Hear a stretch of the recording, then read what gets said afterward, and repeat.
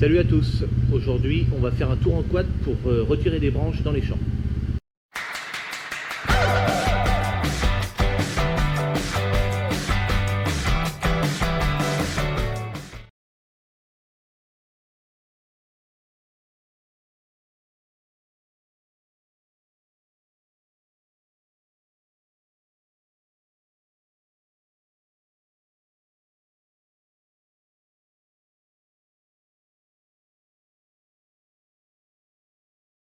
Voilà, donc là on arrive dans les colzas et tu vois, regarde, c'est des branches comme ça en fait que je viens enlever.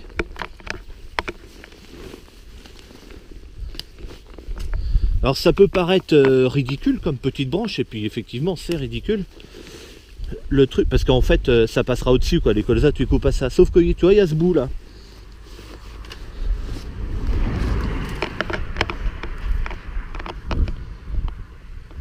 Et le problème de ce petit bout de branche là, c'est que un bout de bois qui est mort comme ça, c'est vachement dur.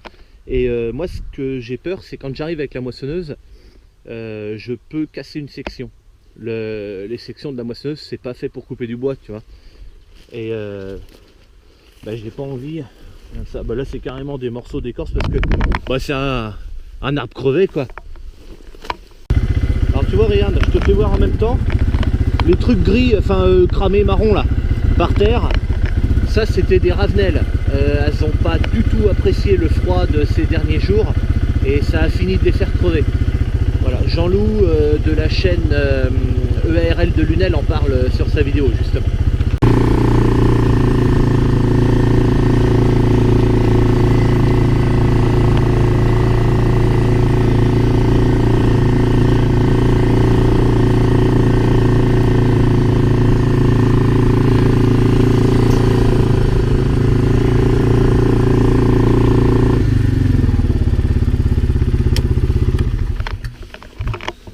Je m'arrête une seconde. Tu peux voir qu'il y a pas mal d'herbe dans le champ là. Et c'est dû en fait que ici ça a été ressemé en fait. Juste les coessons d'ici. Parce que plus loin là-bas il y a beaucoup moins d'herbe, il n'y en a quasiment pas.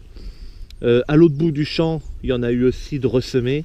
Et les coessons de gauche là-bas a été refait aussi.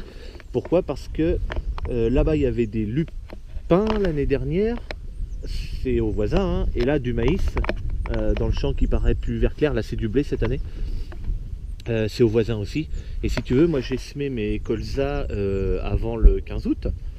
Tiens, on entend les militaires qui font péter et allez et et du coup moi j'ai semé avant le 15 août, donc mes colzas ont commencé à lever tout ça, et eux quand ils ont battu le maïs et puis après les lupins, quand ils ont fait les deux là, il y a eu un vol d'altise qui ont été dérangés en fait, qui étaient dans le maïs et tout ça, qui ont été dérangés, du coup elles ont venu dans le champ et elles ont bouffé les colzas. Dans cette parcelle qui fait 28 hectares et quelques, j'en ai ressemé 7 hectares quand même de colzas. Bon, encore une.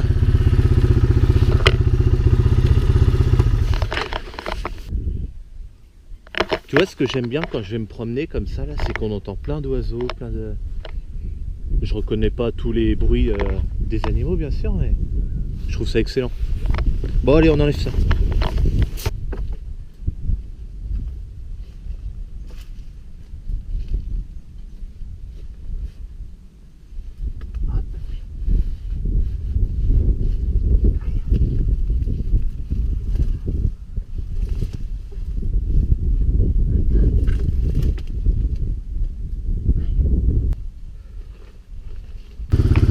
Regarde, il y a 3 chevreuils juste là. Ils sont à 40 mètres. Ils font chier, putain, après ils peut tatinent partout dans les colzas.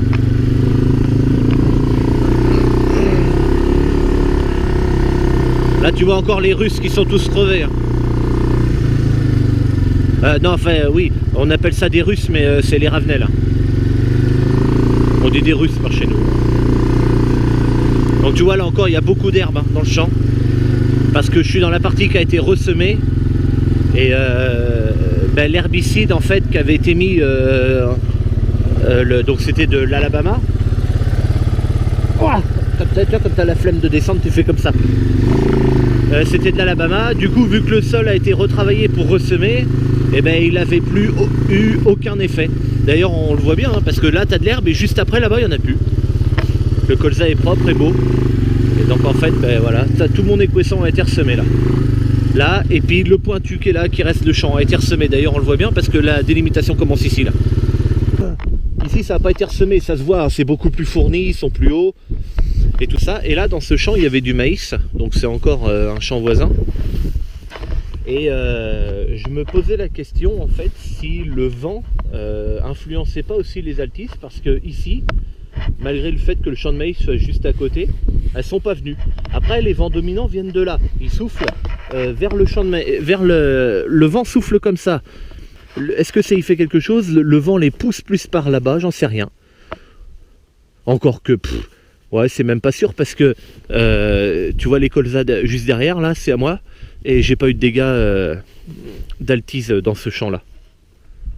J'ai eu beaucoup de ravenelles par contre, ça fait des ronds marrons, bah, c'est derrière là, on le verra tout à l'heure si tu veux.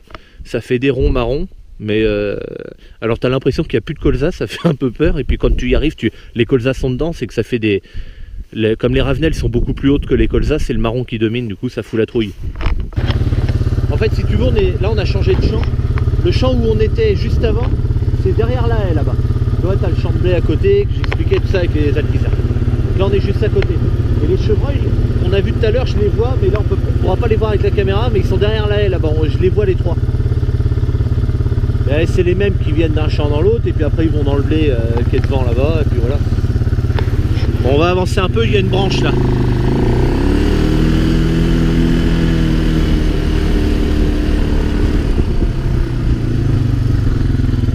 Oh putain, arrête-moi ça. Oh, les arbres crevés, c'est chiant. Tu t'imagines bien que si je fous ça dans la coupe de la moissonneuse, ça va faire vilain. Hein.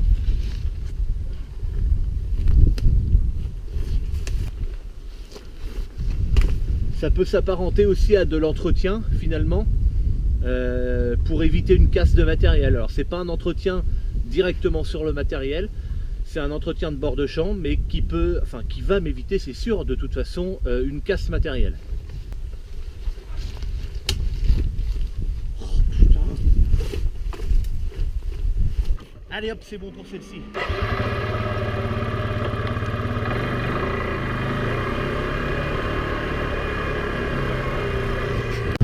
Alors là, je vais te faire voir un truc intéressant.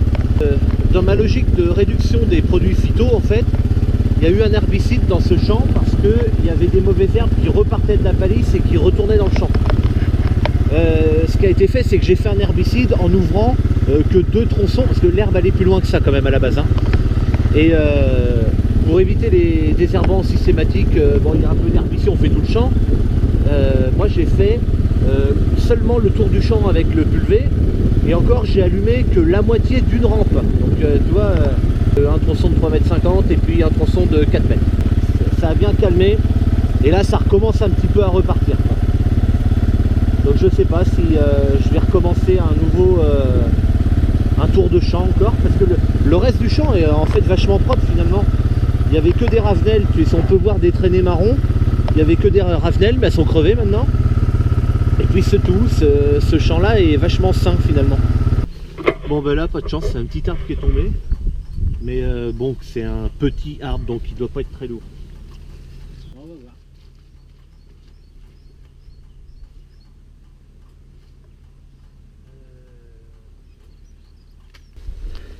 Bon, je vais laisser ça comme ça. En fait, c'est pas qu'il était très lourd, c'est qu'il était encombrant avec 2 branches comme ça. Et puis ça, le truc qui reste là, ça pique, c'est mélangé avec des ronces et puis je sais pas quoi d'autre. Donc je vais laisser ça tranquille. De toute façon, ça gêne pas là maintenant vu que c'est rendu. Allez, on continue.